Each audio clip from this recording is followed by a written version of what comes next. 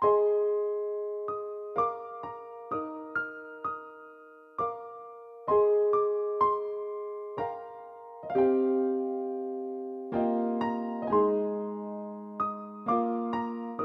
afternoon. I'm Derek Joseph, student representative of Universal Business School, and today we have the chairperson and the CEO of PepsiCo India, Mr. D. Shivkumar. It's a pleasure to have you with us. Wonderful to be here. Of course. This is an initiative taken by Experiential Learning Corporation, an organization by Universal Business School, sir. And so I would like to ask you a few questions, sir. Sure. So how important is an MBA in today's generation, sir? Let's look at the schools which give MBA degrees. Globally, we have 12,000 schools which give an MBA degree. Out of that, 4,000 schools are in India. So India produces the maximum number of MBAs in the world. So if you take the 4,000 schools in India, each producing about 100 grads a year, so you have 4 lakh MBAs joining, okay, the workforce every year. Right, sir. Now, if you look at how MBA started and what are the construct of the MBA, a lot of the construct of the MBA was around analytics. The very concept of Master of Business Administration, the very title administration told you what was expected. That was true in a world which was defined by form, defined by time, defined by other things, a far more predictable world. Today's world is far more unpredictable. And hence I think today's MBA, apart from being good at analytics, you have to be far, far better at working with people. And you have to have very high degree of mental agility because things are changing so quickly. So an MBA is a very, let's take prize degree. But I would caution everybody, those who are trying to get into MBA, as well as those who are passing out of MBA schools, that an MBA is a degree, it's not a guarantee. So finally what matters is the way you work in your organization, the way you are able to produce results, etc. Because 5 years from now, 10 years from now, nobody will say you got this degree from this great college and hence you will be promoted. No. You will only succeed if you work well with people, and you will only succeed if you produce results. So since a lot of people are doing their MBA, sir, how do you think you can get the best out of an MBA, sir? Another great question. Thank you, Derek, for that. I think the thing is, you can stay bookish if you want in an MBA course. I think the real value of an MBA course is the interaction you have with your faculty, is the interaction you have with your other friends and colleagues on campus, but most important of all, the projects, the live projects you do. Yes. The more you are able to take the concepts from in a classroom to live projects, that's how you'll get the most out of an MBA. And I would truly say, try and converse with as many of your external faculty as possible and get the best value of their experience in those 1 hour or 2 hours that you really work with them. Next is, every time you learn a new concept, ask yourself, how does this apply? Yes. What are examples of great application of this concept? What are examples of failure of this concept? Okay, and that will give you a better sense. Just don't, mug up the concept for the sake of the concept. So the concept has to be related to the external world. Absolutely. Okay, sir. And what is the scope of an MBA after you get your degree, sir? Because like a lot of people are getting an MBA degree. So how do you think that an MBA degree will hold value?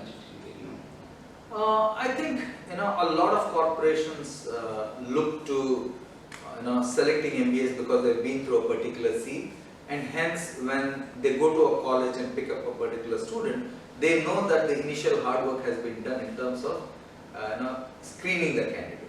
Okay, so there's a certain, let's say, quality or a stamp or a standard that corporations expect from that. But after that, it's how you perform and how you do. So will the MBA degree lose its relevance in the future world? I don't think so. I think it has to adapt itself to be far more empathetic and far more agile in terms of learning. That's what I would push the MBA degree to. And how far do you think India will adapt the MBA, sir? As I mentioned, India has the maximum number of MBA schools. So the MBA has a certain magic about it in India. So I don't think India will, let's say, not be in love with MBA grads in the next 10 years. And what is the scope of MBAs studying in India or abroad, sir? See, your generation particularly, my generation was defined by boundaries, physical boundaries of a country. Your generation for you, boundaries are mere lines in a digital world.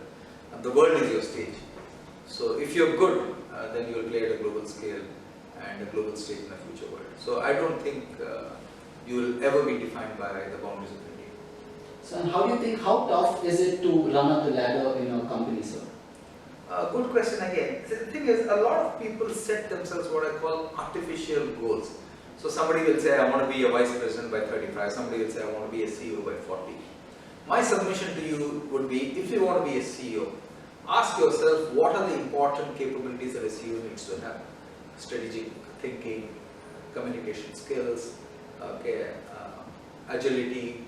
Okay, so put a list of that, maybe 6, 7. And then ask yourself, okay, how am I preparing to build those capabilities? Okay, if you prepare for that, then you will definitely get the job. Okay, if you just plan for it, you won't get the job.